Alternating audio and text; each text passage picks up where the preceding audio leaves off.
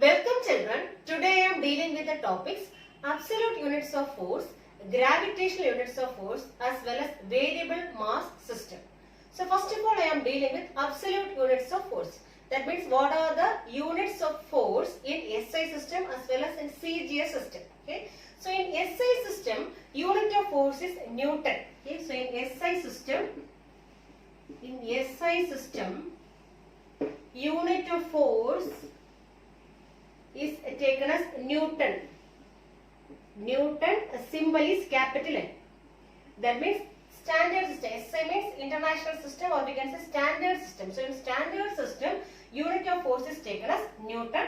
Symbol is capital N. So capital N is a symbol for Newton. Then similarly in the case of the CGS system, so in CGS system means centimeter gram second. So in CGS system, unit of force is taken as dyne. So dyne is the unit of force. So symbol we are taking is dyn. So dyn is a symbol for dyne. So in CGS system, unit of force is taken as dyne. Now we have to define this Newton as well as dyne. So first of all, I have to define what is 1 Newton. So 1 Newton we have to define. Okay. So we know the formula for force from Newton's second law. What is the formula for force? F equals mass into acceleration. So we have to define 1 Newton. Okay. So in the case of what is the unit of mass? Mass unit is kilogram in SI system. In SI system, unit of force is taken as Newton. So in SI system, what is the unit of mass? Kilogram. So kilogram is the unit of mass. And what is the unit of acceleration? Meter per second square. Okay. So whenever mass is 1 kg, and acceleration is 1 meter per second square, at that time force is equivalent to which one? Mass 1 as well as acceleration 1. That means 1 into 1 is how much? 1. So at that time we are getting force equals 1 Newton. Okay. So from this how will you define 1 Newton? So this 1 Newton is defined as the amount of force. So it is defined as the amount of force which produces an acceleration of how much? 1 meter per second square, acceleration of 1 meter per second square on a body of mass how much? 1 kg. On a body of mass 1 kg. That is equivalent to which one? 1 Newton. So 1 Newton is defined as the amount of force which produces an acceleration of how much? 1 meter per second square on a body of mass 1 kg. Okay, that is called as 1 Newton. This Newton is the SI unit or we can say standard unit of force. Standard unit of force is taken as Newton. Okay, that means we can write as 1 Newton is equivalent to 1. What is the unit of mass? Kilogram. So 1 kilogram. Unit of acceleration is meter per second square. So we can write here as 1 Newton equals 1 kilogram meter per second square. That means 1 Newton is defined as the amount of force which produces an acceleration of 1 meter per second square on a body of mass 1 kg. Okay. Similarly, we have to define which one? 1 dyne. That is in CGS system, what is the unit of force? Dyne. And we have to define 1 dyne. So this 1 dyne, so we know the formula for force, the same thing, F equals mass into acceleration. Mass into acceleration. In CGS system, unit of mass we are taking as gram. Suppose if mass is 1 gram and acceleration is taken as 1, instead of meter we are putting as centimeter. So 1 centimeter per second square, then this force must be equal to how much? 1 dyne. Okay, so whenever mass is 1 gram and acceleration is 1 centimeter per second square, then force is equivalent to 1 dyne. So from this how will you define again this 1 dyne? So 1 dyne is the amount of force. So it is the amount of force which produces an acceleration of how much? 1 centimeter per second square. So amount of force required to produce an acceleration of 1 centimeter per second square on a body of mass how much? 1 gram. That is called as 1 dyne. So this 1 dyne is defined as the amount of force required to produce an acceleration of 1 centimeter per second square on a body of mass 1 gram. Okay. That means we can write 1 dyne is equivalent to So 1 dyne is equivalent to 1. So instead of kilogram we have here gram. Gram, and instead of meter we have centimeter. So gram centimeter per second square. So this 1 dyne is equivalent to 1 gram centimeter per second square. So this is about the absolute units of force. So we have two units here. So in SI system, what is the unit? Newton, and in CGS system unit of force is dyne. And how will you define 1 Newton here? This 1 Newton is the amount of force required to produce an acceleration of 1 meter per second square on a body of mass 1 kg. That means 1 Newton is equivalent to 1 kilogram meter per second square. Okay. And similarly, what is 1 dyne? So 1 dyne is defined as the amount of force which is required to produce an acceleration of 1 centimeter per second square on a body of mass 1 gram. So here I told you 1 Newton can be written as it is equivalent to 1 kilogram meter per second square, or we can write meter second raised to minus 2. In this way also we can write. Similarly here 1 dyne, symbol we can take it as dyn. So 1 dyne is equivalent to 1 gram centimeter second raised to minus 2. Centimeter per second square, or we can write centimeter per second square. So here also kilogram meter per second square, or we can write kilogram meter second raised to minus 2. Next is gravitational units of force. So already we studied about absolute unit of force. That means SI unit of force is Newton and CGS unit is dyne, and 1 Newton equals 10 raised to 5 dyne. Okay. So now we have to study about gravitational unit of force. Okay. So this is defined as the force which produces an acceleration equal to acceleration due to gravity on a body of unit mass. So this gravitational unit of force is defined as the force which produces an acceleration equal to acceleration due to gravity. Equal to acceleration due to gravity on a body of unit mass. On a body of unit mass. So unit mass means mass is 1. So 1 kilogram or 1 gram. Okay. So anyway, this gravitational unit is defined as the force which produces an acceleration equal to acceleration due to gravity on a body of unit mass. Okay. Or otherwise we can define as this gravitational unit of force is defined as the weight of a body. Weight of a body of unit mass. So it is defined as the weight of a body of unit mass. The mass is unity, then the weight of the corresponding body is called as which one? Gravitational unit of force. And in CGS system, the gravitational unit of force is given as gram weight. Gram weight, or we can say gram force. So this gram weight or gram force is the CGS unit of gravitational unit of force. Okay. That means GWT means gram weight. Gram weight, or we can say gram force. Gram force. So it is the CGS unit of gravitational unit of force. Okay. And similarly SI system. In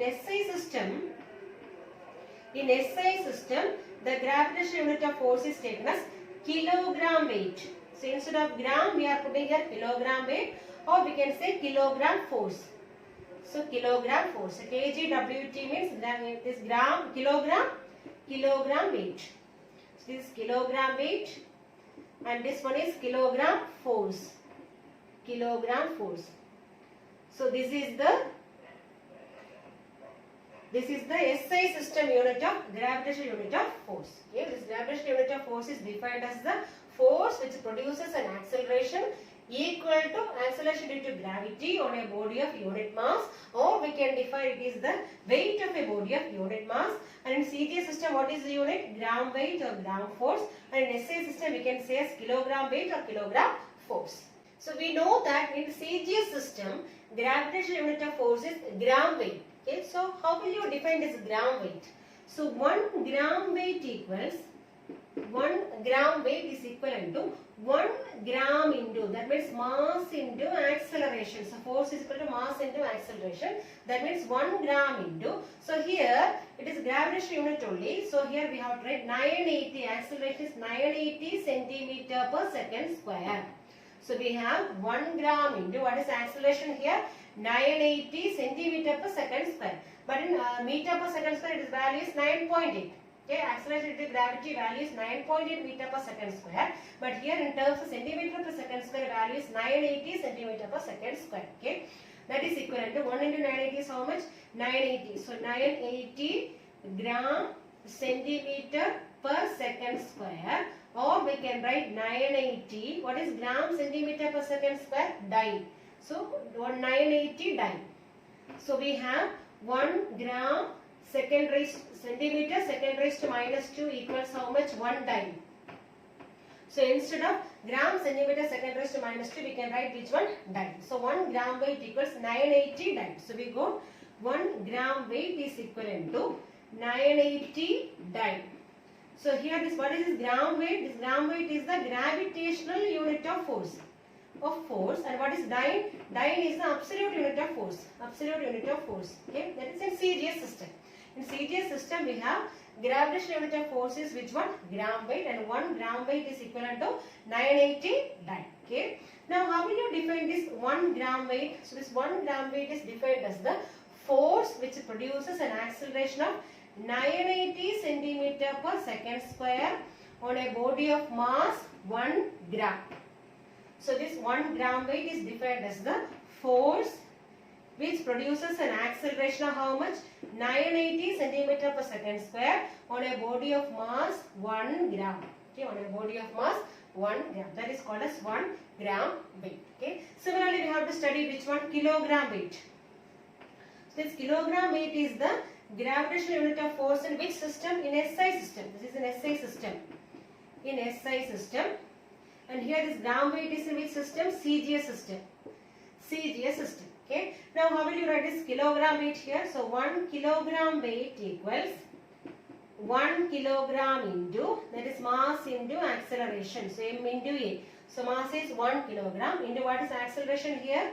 So 9.8 meter per second. So it is in which system? SI system. So 9.8 meter second raised to minus 2. That is equivalent to 1 kilogram. 1 into 9.8. How much? 9.8. So 9.8 kilogram meter second raised to minus 2. That is equivalent to 9.8 into what is kilogram? 1 kilogram meter second raised to minus 2. That is equivalent to Newton. Newton. So we got 1 kilogram weight equals how much Newton? 9.8 Newton. So here what is this kilogram weight? So kilogram weight is the gravitational unit of force in which system? In SI system. That is equivalent to how much Newton? 9.8 Newton. So Newton is the absolute unit of force in SI system. Okay. So now from here, how will you define again 1 kilogram weight? So 1 kilogram weight is defined as the amount of force which produces an acceleration of how much? 9.8 meter per second square on a body of mass how much? 1 kg. So this 1 kilogram weight is defined as the amount of force which produces an acceleration of 9.8 meter per second square on a body of mass 1 kg. But here we are defining acceleration is how much? 980 centimeter per second square on a body of mass 1 gram. Okay. So here it comes 9.8 meter per second square on a body of mass 1 kilogram. Okay. So this is about the gravitational unit of force. Okay. Now what is the dimension of force? We already studied about the dimension. So dimension of force is ml t raised to minus 2. So dimension of force is given as ml t raised to minus 2. So how we are getting ml t raised to minus 2? We have the formula force F equal to mass into acceleration. So we have to take the dimension of mass and dimension of acceleration. So what is dimension of mass? Capital M. What is dimension of acceleration? L t raised to minus 2. So the dimension of force is given as ml t raised to minus 2, and absolute units of force is which one? This Newton as well as dyne, and 1 Newton equals 10 raised to 5 dyne.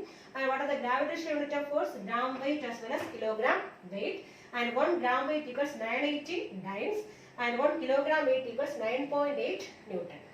Next is variable mass system.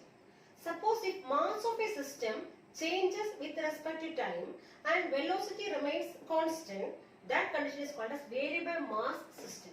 So always we are taking mass as a constant, but suppose if mass of a system is changing with respect to time. So here mass is changing.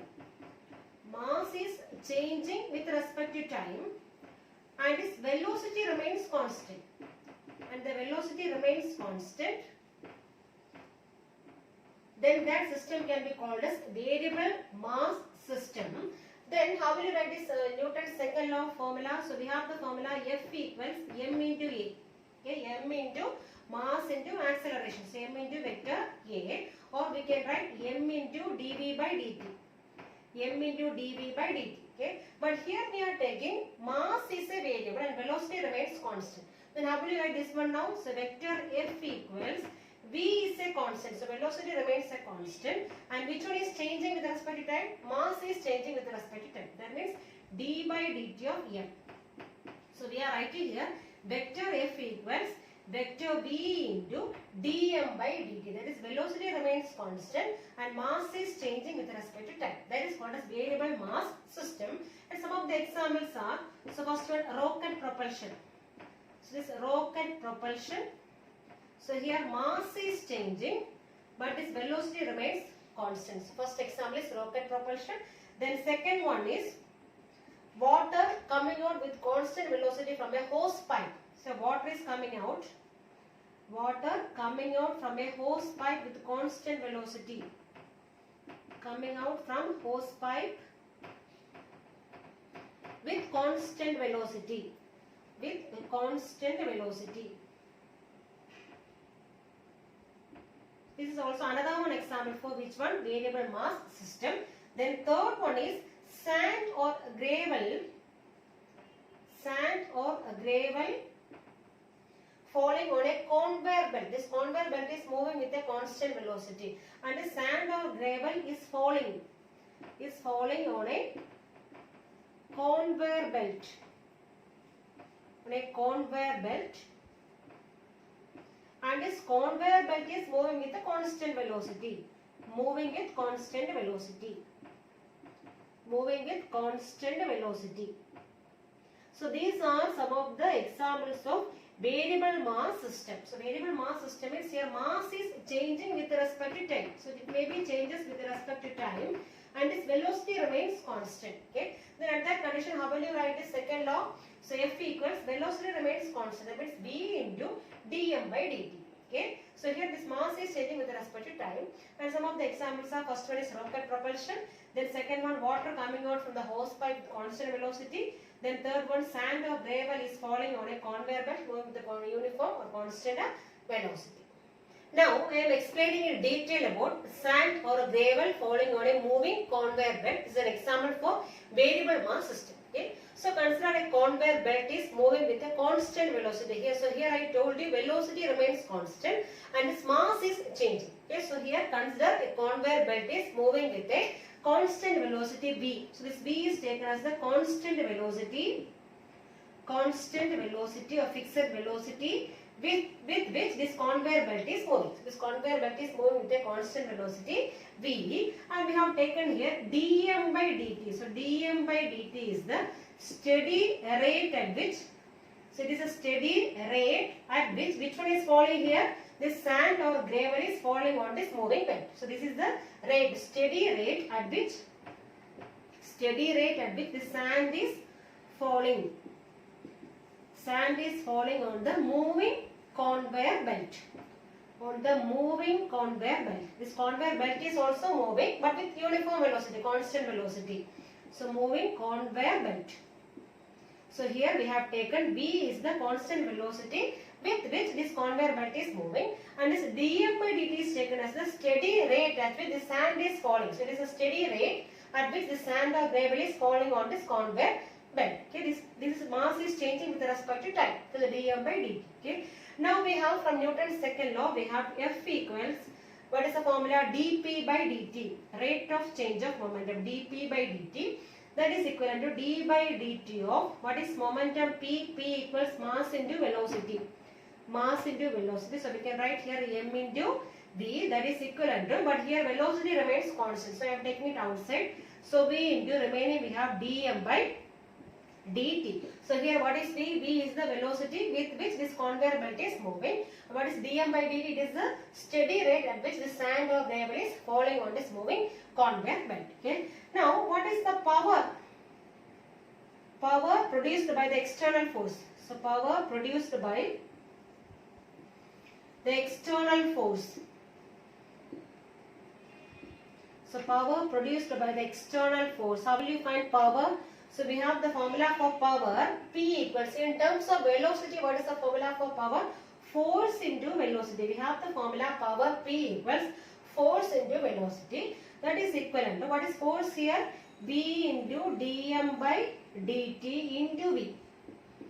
That is equivalent to this V also we can multiply here. So V into V is how much? V square into dm by dt.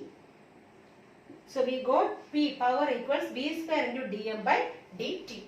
Now I am taking this V square inside the differential. So we can write as P equals d by dt of m into V square. So V square I have taken inside the differential. So now what I am doing is I am multiplying and dividing by 2 here. Okay, so I am multiplying by 2 as well as I am dividing by 2 to the right hand side. So what I will get now? So you will be getting power. So power produced, the power supplied by the external forces given by P equals. So I am dividing and multiplying. So first of all I am multiplying here. So 2 into d by dt of. So now I multiplied with 2. Okay. Now I have to divide by 2. So here I am dividing by 2. So I will be writing as half into mv square. So we got 2 into d by dt of half mv square. Okay. So what is half mv square? Kinetic energy. That is energy. Okay. So we can write this as 2 into dE by dt. What is E here? E is the kinetic energy. Okay, so we got now power supplied by the external force is equivalent to 2 into dE by dt. That is rate of change of kinetic energy. 2 times the rate of change of kinetic energy. Okay, that means here dE by dt. So here dE by dt represents the rate at which kinetic energy is increasing. Rate at which kinetic energy is increasing. And from this formula, what we are getting? So we are getting that power supplied by external force. So power supplied by external force. So power supplied by external force is equal to twice which one? Equal to twice the rate of change of kinetic energy. So twice the rate of change of kinetic energy. Twice the rate of change of kinetic energy. Okay. So this is about which one? Sand or gravel falling on a moving conveyor belt. That is an example for variable mass system. So from that we go, this power supplied by external force is twice the rate of change of kinetic energy. Okay. So now I am going with the second example. Water striking on a vertical wall from a hose pipe. This water is coming out from a hose pipe with constant velocity V. This water is coming out from a hose pipe with constant velocity V and it falls on a vertical wall. Okay, so consider here A is the area of cross section. So A is the area of cross section of the hose pipe. Area of cross section of the hose pipe from which this water is falling out with a constant velocity V. This water is falling out with a constant velocity V from a hose pipe having area of cross section A, and this water is coming out with a velocity, with a constant velocity V, and it falls on a vertical wall. It is falling on a vertical wall. This water is falling on a vertical wall, and after striking this wall, this water comes to rest. So we are assuming that this water comes to rest. So we are assuming this water comes to rest after striking the wall. So after striking the wall, this water comes to rest. So this water is coming out from a hose pipe, and this hose pipe is having an area of cross section A, and it comes out with a constant velocity V and falls on a vertical wall, and after striking the wall, we are assuming that this water comes to rest. Okay. Now, how will you find the mass of water striking the wall in 1 second? That means in per second, how much amount of water is falling on this vertical wall. That we have to find. We have to find the mass of water striking on this vertical wall per second. Okay, so per second, mass of water striking the wall, striking this vertical wall, that we have to find out. So how will you find mass? So we have the formula in terms of density. Suppose we have rho is the density of water. This rho is taken as the density of water. Density of water is taken as rho. Then what is the formula for density? Density rho equals mass per volume. Okay, so mass per volume. So we have density rho equals mass per volume. That means what is mass here? Mass equals volume into density. Okay, so we can write this volume into density. So here rho indicates density of water and V represents volume of water. Okay, then how will you find volume of water? V. So we have, so volume of water V equals, in terms of area, how will you write? We have area into distance or area into height. Okay, so here also we have area of pipe is taken as, hose pipe is taken as A. Area into distance traveled or height. So area into height or area of distance will gives which one? Volume. Okay, so here area into distance. Okay, and here distance traveled per unit second only we are taking. Distance traveled per unit second. So distance travels per unit time is called as which one? Velocity. So instead of distance per unit time, what we can write now? Velocity. So instead of D, what I am writing now? V. So why I am writing V here? So here we have taken distance travelled per second. That means distance travelled per unit time. So distance travelled per unit time is called as which one? Velocity. So how will you write this mass now? So we can write mass is equivalent to V. Instead of V, what we can write now? AV. A into V. So we can write as AV into rho. This is the mass of water striking this wall per second. Okay. Now, so when it is falling here, there may be a change in momentum. Okay. So we have to find this change in momentum per second. So change in momentum per second means it is equivalent to force. According to Newton's second law, what we are saying, force is equivalent to rate of change in momentum. So we have to find here change in momentum per second. That means force. So force equals change in momentum. Change in momentum per second. Change in momentum per second. So we have to find the change in momentum per second. So how will you find change in momentum here? So that is equivalent to force. So we can write as force F equals change in momentum per second. That means we can write as mv, mass into velocity. That means momentum. Momentum per time. That is change in momentum per time is there. But per time means here it is per second. One only.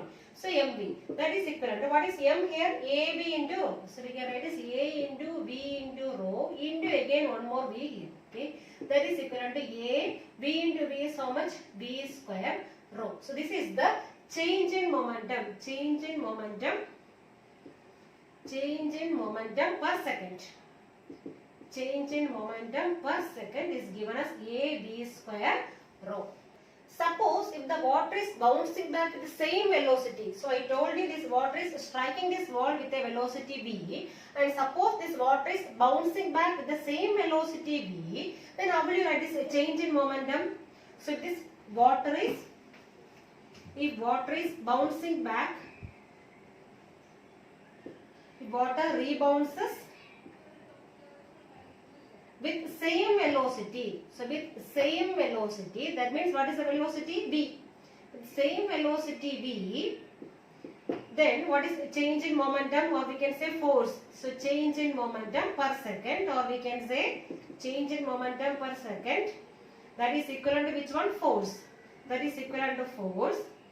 That is equivalent to mv. That means m into, so here there is change in momentum. So initially it was, what is the momentum? What is the velocity? V plus again one more, it is bouncing back. Okay, so we can write as V plus V.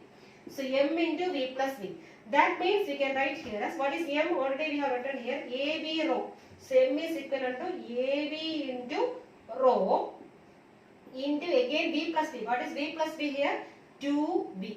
So we have written here AV rho into 2V. So AV rho into 2V means it is written as how much? 2 I am taking first. So 2 into A into V into V is how much? V square into rho. V square into rho. So this is the change in momentum. Suppose if this water is bouncing back with the same velocity. So if it is bouncing back with the same velocity, so we have to write both the velocities we have to add. So it is moving towards the ball with a velocity v, it's bouncing back with a velocity v. So what is the total change in momentum? 2v. Total change in velocity is 2v. So we are getting ab rho into 2v. That means 2ab square into rho. Okay. Suppose if this water is rebouncing back with some other velocity. So here I told you it is bouncing back with the same velocity v. Suppose if water is rebounding, if water rebounces with another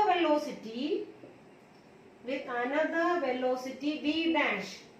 So it is moving towards with a velocity v and bounces back with a velocity v dash. Okay, with another velocity v dash. Now how will you write change in momentum, or we can say force? Okay, change in momentum per second is equivalent to force only. So force into m, force means m into v plus which one? V dash. V plus v dash. Okay, so we cannot add these two. Okay, because both are different. This v and v dash both are different. So it is bouncing back with another one velocity. That is equivalent to what is mass? We already have the formula av rho. So we have av rho into, simply we can write as v plus v dash. So this is the change in momentum per second, or we can say force, if it is rebouncing with another velocity v dash. So if it is bouncing back the same velocity, what is the formula? 2a into v square into rho. So here a is the area of the hose pipe. V is the constant velocity. Now I am dealing with the third example, rocket propulsion. Suppose the rocket is moving up with a constant velocity v. So it is moving up with a constant velocity, and let m be the mass of the rocket. Then we know that this weight is balanced by the rate of change in momentum in upward direction. Okay, so here we know what is the weight of this rocket. Suppose m is the mass. So how will you find weight? So weight is equivalent to mass into gravity. That means m into g. Okay, so this weight is balanced by which one? Rate of change in momentum. That means dp by dt. Rate of change in momentum. Okay, that is equivalent to d by dt of what is momentum formula? Mass into velocity mv. That is equivalent to, but here I told you is an example for variable mass system. Okay, mass is a variable and velocity remains constant. So this velocity we can take it outside. So v into dm by dt. So we got in the case of rocket propulsion, suppose this rocket is moving up with a constant velocity, we can write here mg is equivalent to which one? V into dm by dt. V into dm by dt. So what is m here? M is the mass of the rocket. Mass of rocket. And here v is the velocity of ejecting gases. These gases will be ejecting from the back side. Okay, this velocity of ejecting gases. So velocity of ejecting gases, and what is dm by dt? It is the rate at which combustion happens. Okay, rate of combustion of fuel. Okay, rate of combustion. The fuel will undergo combustion here. So this rate of combustion of fuel. So rate of combustion of fuel. That means here mass is changing with respect to time. This rate of combustion of fuel is given by dm by dt. Okay, so we have mg equals v into dm by dt. Suppose this rocket is moving up with a constant acceleration a. Suppose this rocket is moving up with constant acceleration. So constant acceleration a. So suppose it is moving up with a constant acceleration a. So we can write this equation as, so we have v into dm by dt. Right answer I am writing here. So v into dm by dt equals m into, so already we have g plus, what is the constant acceleration here? A. So g plus a.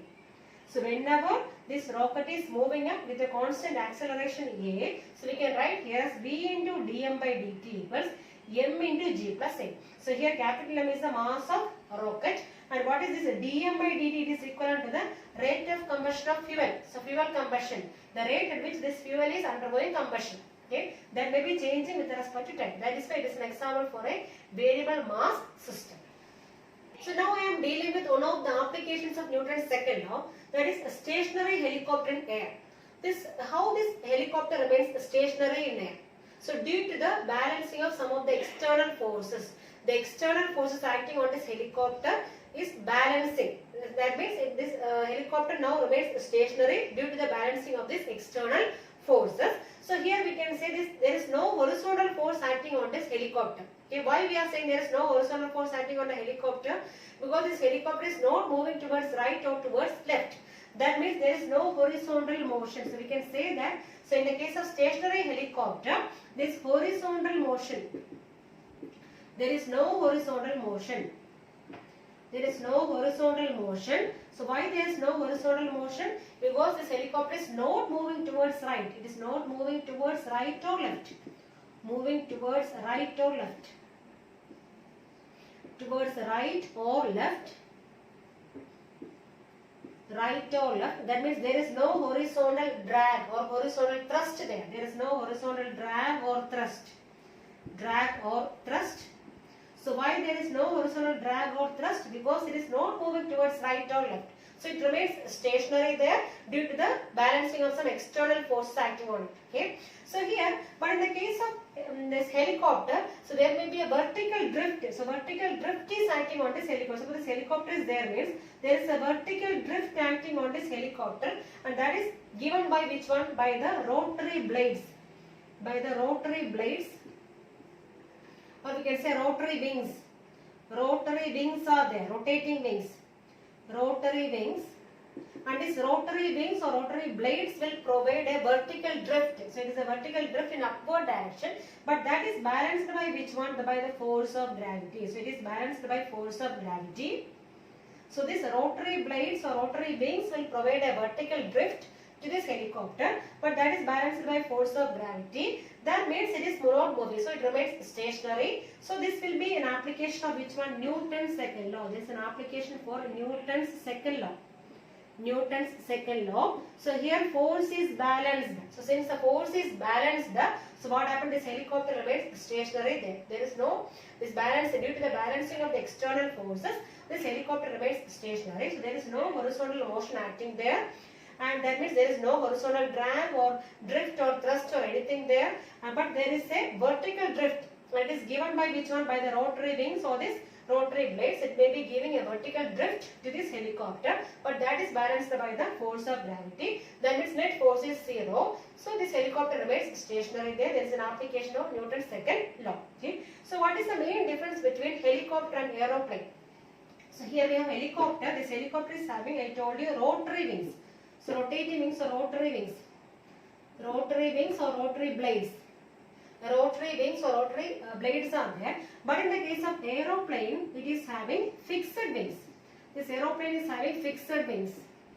So it is having a fixed wing. But in the case of helicopter, it is having rotary wings or rotary blades.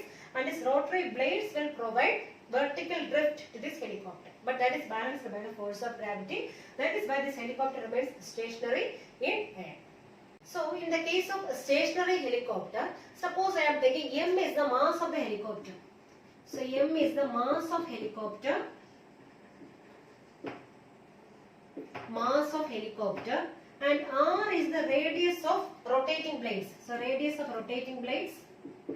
So radius of rotating blades or rotary blades. Rotary blades is taken as R. This R is the radius of rotating blades, and V is the velocity of air column. Velocity of air column. Air column moving vertically upwards. Moving vertically outwards.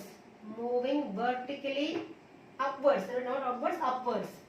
Moving vertically upwards. And here, whenever we are considering this air column shape, normally we are taking a cylindrical shape. This air column is in which shape? Cylindrical shape. So cylindrical air column. Okay, this V is the velocity of air column moving vertically upwards, and M is the mass of helicopter, and R is the radius of this rotary blades. Now, when this helicopter is stationary, we know that weight is balanced by which one? The weight of this helicopter is balanced by the change in momentum of air. Change in momentum of air upwards. Momentum of air upwards. This change in momentum of air upwards is equivalent to weight. Weight is acting downward. So weight is acting downward, and this change in momentum of air upwards, both will be balanced. Okay, this weight is equivalent to change in momentum of air. Okay, so we have to find this a change in momentum of air upwards. Okay, so for that, first of all, I am taking volume of air. Volume of air moving upwards per second. Moving upwards.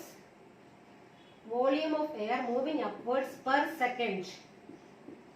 Per second. So how will you find volume of air moving per second? So we have volume equals in terms of area. What is the formula? So volume equals area into distance traveled. Okay. But here we are saying about volume of air moving upwards per second. So distance traveled per second means that is equivalent to velocity. So instead of d, what we can write now? Velocity. Because here we are taking distance traveled per second. Okay. So we have to take it as A into V. So instead of volume, we can write which one? Area into velocity. Okay. So we can write as A into V. Area into velocity. So but I told you here this air column is taken in cylindrical shape. Okay. This cylindrical shape base is of which shape? Circular shape. So what is the area of a circle? Pi r square. So we can take it as instead of A, what we can write now? Pi r square. So pi r square into V. So what is V here? V is the velocity. Velocity of air column. This air column we are taking which shape? Cylindrical shape. So this base area will be a circular shape. So we can take it as pi r square into V. So now we have to find out mass of air. Mass of air moving upwards. So mass of air moving upwards. So how will you find mass? So we know that formula for density. Suppose rho is the density. So rho equals mass per unit volume. That means m by v. So from this we have to find mass. So how will you find mass from this one? Mass equals volume into density. So what is volume here? Pi r square. Pi r square v into rho. Okay, that is mass of air moving upwards. Okay, so now we have to find which one? Rate of change in momentum. So change in momentum we have to find out. Okay, change in momentum is that is equivalent to force. Okay, so change in momentum. Change in momentum per second. Change in momentum per second. That is equivalent to which one? Force. So change in momentum per second means that is equivalent to force. So how will you write that one now? So change in momentum, or we can say force, F equals, so mass into velocity, m into v, that is equivalent to, what is mass here? Now only we found out pi r square into v into rho into, we have velocity here, so v, that is equivalent to pi r square into v is v square into rho. Okay. So whenever this helicopter remains stationary, we can say that this rate of change in momentum, so this rate of change in momentum of air, rate of change in momentum of air is equivalent to which one? Is equivalent to weight. Weight, or we can say force of gravity. Okay, so we can write here as, so what is rate of change in momentum here? This pi r square. So pi r square v square rho is equivalent to weight. Suppose helicopter mass I am taking as m. So m into g. Okay. So in the case of stationary helicopter, we can write as pi r square v square rho equals m into g, because rate of change in momentum is balanced by the weight. That is why it remains stationary there.